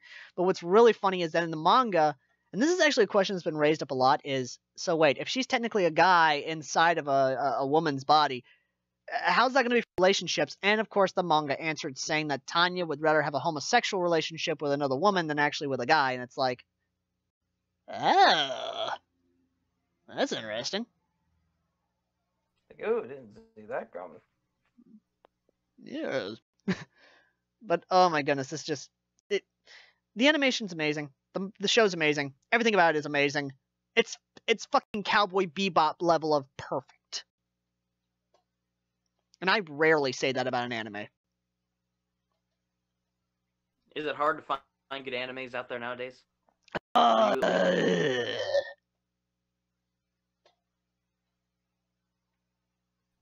that a yes? Yes. Yeah, I figured. Yes, because the anime industry has been flooded with moe and basically repeat, reboot! And mostly no longer hand-drawn animation. And while, technically speaking, Yojo Senki does have computer-generated moments in it that took me a really long time to actually see because the 2D animation is just so fucking good that you would not even think it's computer-drawn. And it's like, oh my god! Damn. Mm-hmm. Now, another anime I did watch, which they recently came out with the dub for both seasons for it, Gate!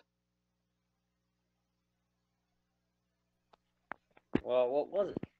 Okay, so GATE, which is literally it, was written by a actual JSDF, Japanese Self-Defense Force officer who actually did write this. They had to tone down the patriotism for Japan a bit for it to actually be turned into a light novel and then into a manga, or into an anime. Now, the manga is a bit more bloody and a little bit more showing of its material, while the anime is more or less PG-13. Ew, okay. Now, the premise. Modern-day Japan. It's a lovely day, and everything's good, and then the gate appears in the middle of Japan. And it opens to a world of dragons, knights, and fairies, and elves, and huzzah! And an otaku must show a harem of a goth lolly, which is basically a Grim Reaper, a dark elf, an elf, a mage, basically, a magician, what have you, and then a princess about the world of Japan, and all the good stuff it comes with it. Now, an anime has already done this before. Now, the difference between that one, and Gate is the gate opens up and all hell breaks loose. Yeah, that sounds about right, too. Yep. An invading army from this fantasy world comes through the gate and starts fucking shit up. Except, here comes guns, tanks, choppers. They just fuck them up. They basically just wreck them. And literally, that's the anime in a nutshell. It's literally Japan going through this gate, establishing political, economic, and other relations while fucking people over with shields and spears and swords, with machine guns, bombs, tanks, artillery, and killing dragons. Literally, the anime is worth your watch. The dub is hit and miss because obviously they have to use American terminology, like instead of war games, they say Airsoft, and basically all this other stuff, and it is fucking amazing still. And they throw in extra scenes that with the dub, and it's still amazing. Once again, you can watch it on 9 Anime. I will get you the link to it once you're done with Yojo Senki. And there's 24 episodes in total of Gate, and each one of them is amazing. And it is really an amazing series because it kind of just says, "Fuck you, we got guns." Exactly. Oh my god, it really is amazing. It really is. Now in Netflix anime that just recently came out, if you guys haven't heard already, Castlevania the anime has just released on Netflix. Oh boy. Oh no, it's actually good. I was just saying, I'm surprised they turned Castlevania into an anime. Dude, they've been talking about that for a while now. After Devil May Cry's anime, they've been talking about that for a while. I haven't seen anything about it myself. Yeah, this was way back. I really am happy that it's done finally.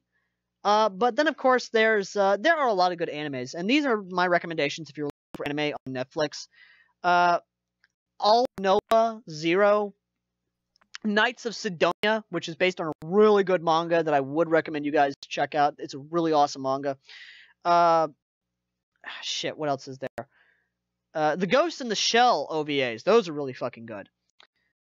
Blue Exorcist, that one was actually really cool. I really am happy. There's a lot of great anime out there that I would recommend you check out. But if you're wanting to watch something that actually is really good and really digs into your gamer, Overlord, which is made by the same company that does Yojo Senki. So you know it's in good hands. Which, its Season 2 has already been announced. And, the boss, I can already hear you scratching your head going like, what's Overlord? Yeah, see, that's what I'm curious about, because I haven't heard of this. Overlord is basically, there's a huge VR MMO RPG game. It's the final days of it. It's about to close down. And of course, the last guy on the server is still there. So he's there all the way down to the last minute, but something happens. Oh, it's that. Yes. And it basically goes Matrix, but instead of the Matrix, he's transported to another world. Another world, eh? And he is the overlord of his castle and domain, and literally is a gamer who is so fucking OP that legitimately, when he finally feels pain, he is laughing his ass off, and he basically, like with a flick of the finger, basically goes like, bye-bye, quack. He even hugs a person to death. Hugs a person to death. Literally, like, they're sitting there beating this guy, they're trying to beat on this dude, the main character, as he's holding them. With one arm, he literally crushes them. Breaks their spine, crushes their internal organs, and internal bleeding. It's not pretty, but oh my god, it's so OP. Oh, boy. Yeah, but the best part is the dub. The main character, Anzun Gold, is voiced by Enrico Maxwell from Hellsing Ultimate. Jeez. Oh, and he is dripping with... He's just, like, you can tell he's having fun with this. Because he's that kind of guy. His voice is literally meant to be in a villain. It's like all the British people, actual evil British people, it's like, oh yeah, we know we're meant to be bad guys, and we're going to have fun with it. Like, that's why a lot of actors say it's more fun to play the villain than it is to play the good guy. And in this case, I gotta agree with him. It really is. He's just having fun with it. You can tell. Just like with Yojo Senki, you can tell the voice actor, you can tell they're having fun with their roles. Wow. Oh, it is amazing. It really is an amazing anime. Oh, I just got a question. What's the worst anime you've ever seen?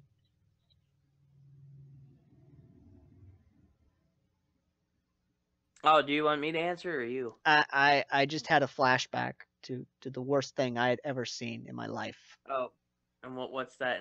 Is it an anime? Violence Jack. Oh.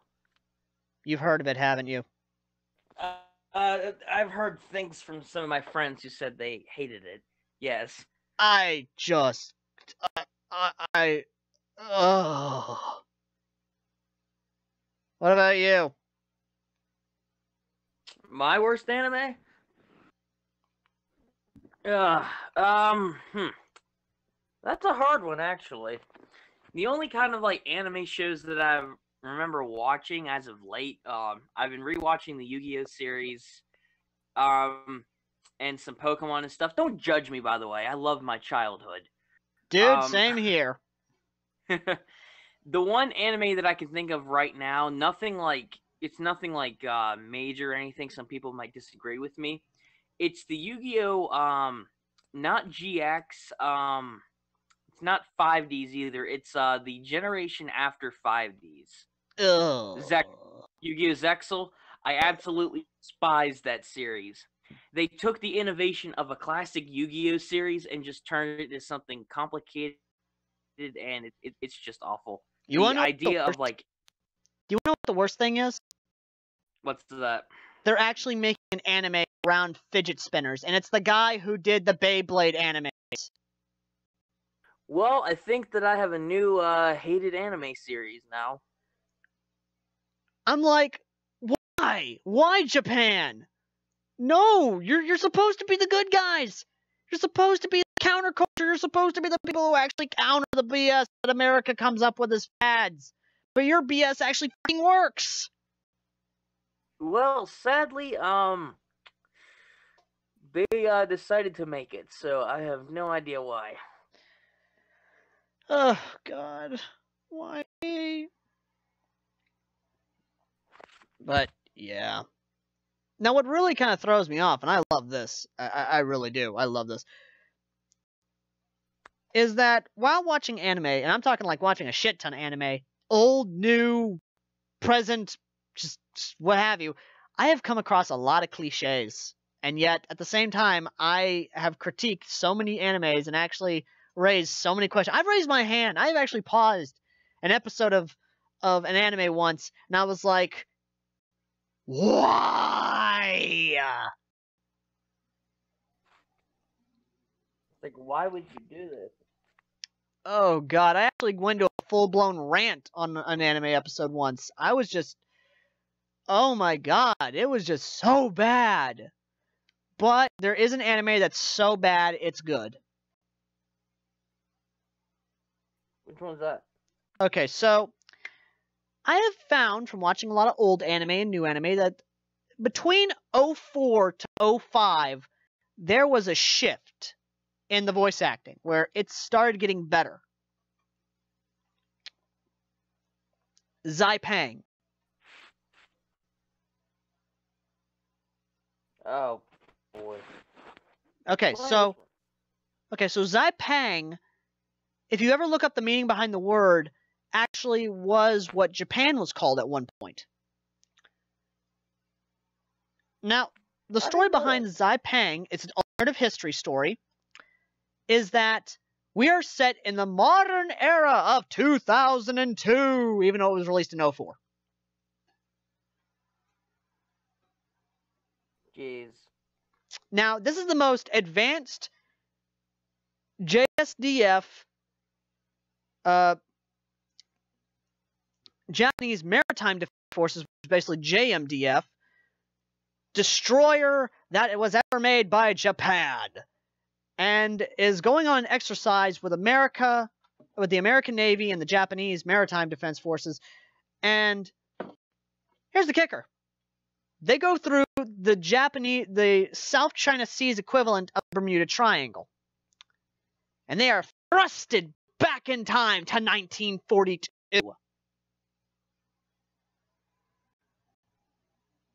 Why?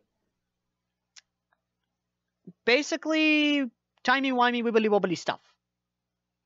Okay, then. That's fair enough. Yeah. Because when it comes to Bermuda Triangle, Triangle or even the South China Sea's equivalent of the Bermuda Triangle, you probably don't question it. It's like, oh yeah, they got sent back in time. That's okay.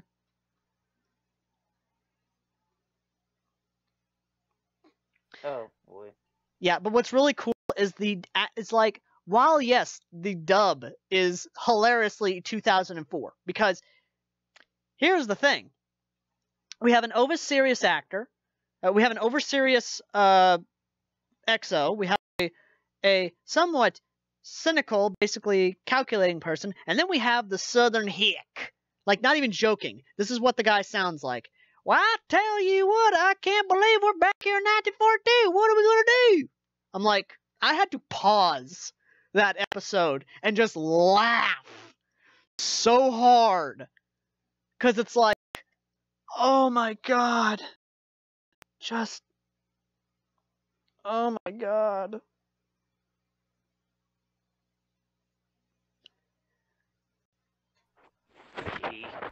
Seems like there's a lot of good anime though still out there, even if they are making stuff like fidget spinners.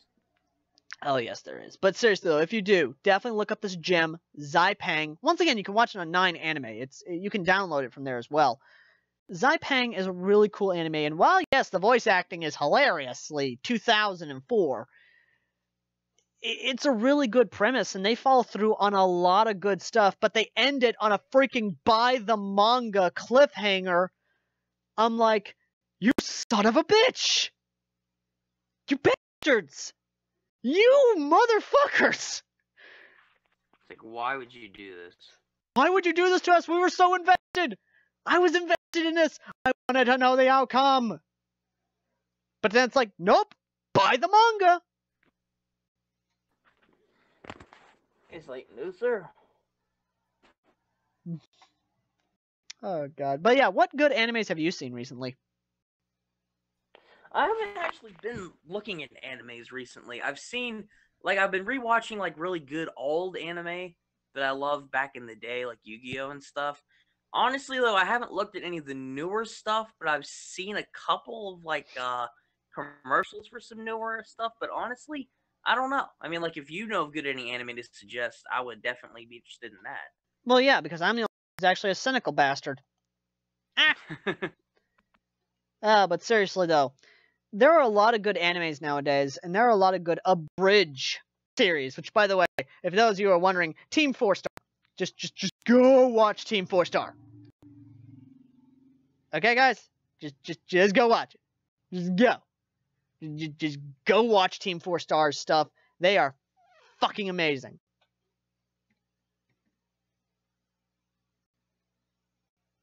Sounds like it's pretty good then. Oh, they do Dragon Ball Z Abridged. They do so many fucking... They just do a lot of good stuff. I'm not even going to joke on that. But yeah, I'm going ahead and getting you a link to Yojo Thinky. They even have this cute little chibi version of Yojo Thinky, which is adorable. And I'm just like, oh my god, it's too adorable. But another one that's really good. There is a series called Kobayashi's Dragon Maid. Now, you may go ahead and ask, because I know you're probably already going to think, Dragon Maid, what?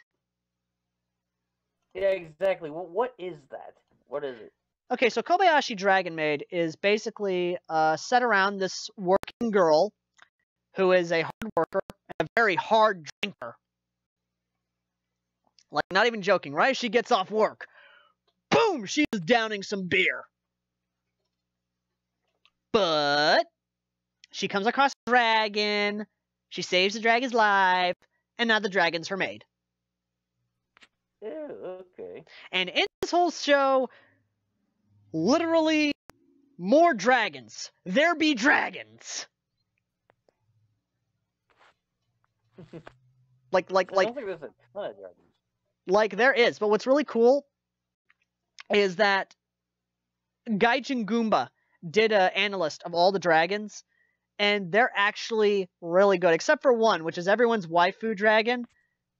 Which is not even a dragon. It's basically a South American god.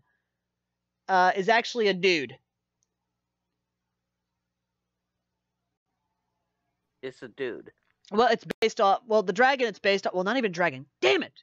Basically, the South American dragon bird thing it's based off of is actually a guy, but they made it into a girl.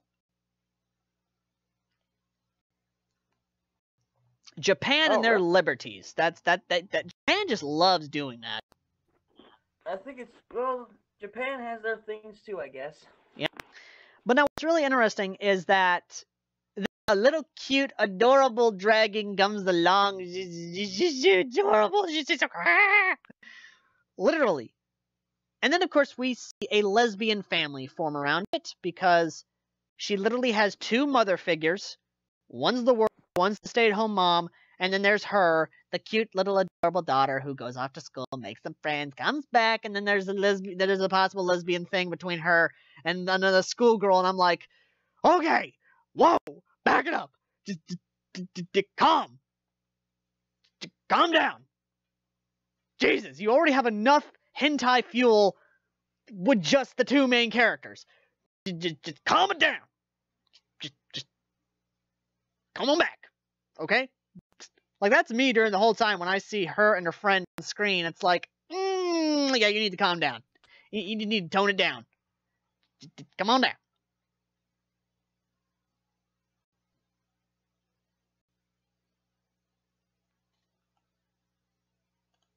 Okay, you're still there.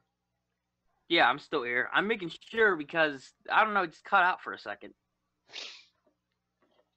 Oh, okay, well, outside of that. Now, a disturbing anime that will definitely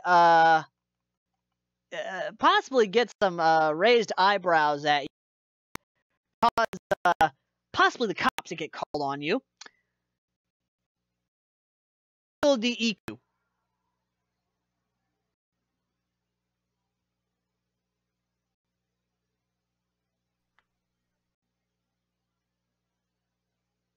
Hello? Yo. Yo, it seems like it keeps cutting in and out. I don't know why. Did you hear what I said, though? You said something about an anime and then just cut out. Okay, so there's an anime that will get some eyebrows raised and will, cause you to probably get the cops called on you. Oh, okay. It's called Jungle DEQ. What? Just go to Google, look up Jungle DEQ, and just go to images. Don't even try to watch it. Just go to images, and you'll see why. And then I'll explain. How do you spell that last part? DE space IKU. IKU. Okay, here we go.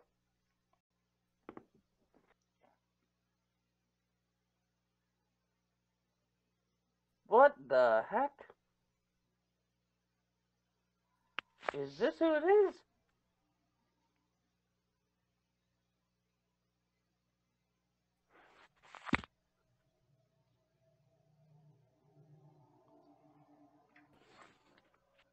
Yeah, what is this?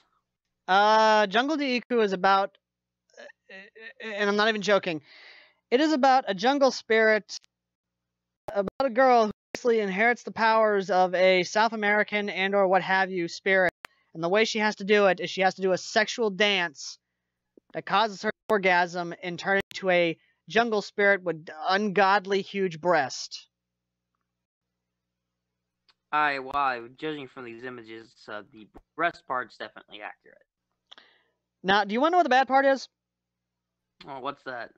There's another spirit in there who's a water spirit, and that girl tries to make out with the other main character, and I had to flash across my friend that these girls are fucking 12 years old.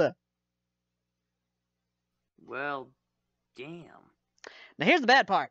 I had to stop watching at one episode because the water spirit girl is sitting there dancing, going back and forth doing one half of the Macarena, and then it cuts to the floor and there's something dripping down on it, and I'm like, nope, I'm done, nope, I'm done, I'm out. I was like, no, thanks, don't really want to see that. Nope, I'm not one to watch a girl dripping orgasm. Nope, no, I'm out, nope, no. I actually had to delete my history because I was afraid is going to be charged with pedophilia from this anime. It's like, God damn it, Japan! It's like, why would you make me do this? I had to watch. Here's the sad part. Here's the sad part here.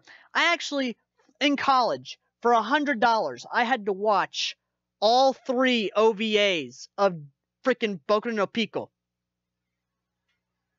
For real? For real, $100, all 3 OVAs. I'm like, okay, I need the money, and I want to see how strong I am. I sat there stone-faced, just on the outside. I was fucking stone-faced, just staring at the screen, just taking it all in.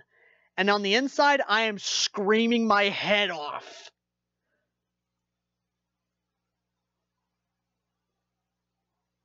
Yeah, it sounds about right. I got the $100, and then I told the guy to go fuck himself. Yeah. After you got the $100 though, right? Oh yeah, he basically held it up. I grabbed it, and I'm like, go fuck yourself. Middle finger right in the face, just walked right off. Gee. Oh, I'm a violent son of a bitch when it comes to certain things. But anyway, we have... Oh my goodness. So let's go ahead and talk about E3 real quick, and then we will end the stream. So, obviously we gotta talk about Good and Evil 2. Alrighty then. That fucking monkey. That fucking monkey and the fucking pig and the fucks. Holy fuck. They were saying a lot of fucks. That fucking trailer for Good and Evil 2. Seemed like they had a lot of fucks to give. Yes, they did. And what I love about it is that we have been waiting how long for Good and Evil 2? It's been a long time. A long damn time. And then it's like, you know, we'll just drop right here on you. And then, of course, Bethesda. Bethesda, I love you guys. I really do. We really, really love Fallout 4. We love the mod support. We love the fucking Doom. We love every damn thing about it. But if you just use it to show off the VR, which I really am wanting to do VR now for Fallout 4. Yeah, the VR for Fallout 4 looks cool, but I saw a lot of people complaining about it too. They think that they're just milking Fallout 4 at this point just by adding it on VR. Yeah. I think it's just where people just want to see a new Fallout game instead of them, hey, we already came out with the game, let's just put it on VR. Because that's what everyone's doing. Now, okay, now, here's the thing though. Mod support. This is where things are going to be interesting, because it's like, okay, mods for Fallout VR. That's going to be interesting. Yeah, actually that would be. See what kind of creative things that they could actually add into the game now that they're doing other things with it. Oh, yes, most definitely. Now, I mean, that sounds about right. Now, Doom VR. That shit needed to happen.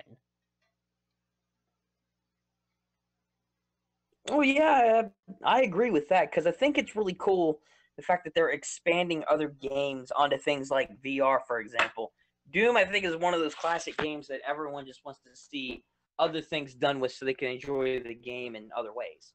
Oh god, yes, because I'll tell you now, I've been wanting Doom VR for a while now, because when I finally get a VR headset, I'm gonna pop in Doom, I'm gonna be killing me some demons in first person, I'm gonna fucking slice them up, I'm gonna rip the goddamn, I'm gonna fucking shoot for a second and put a fucking demon head off. I think you're excited for it. You think? I don't know why.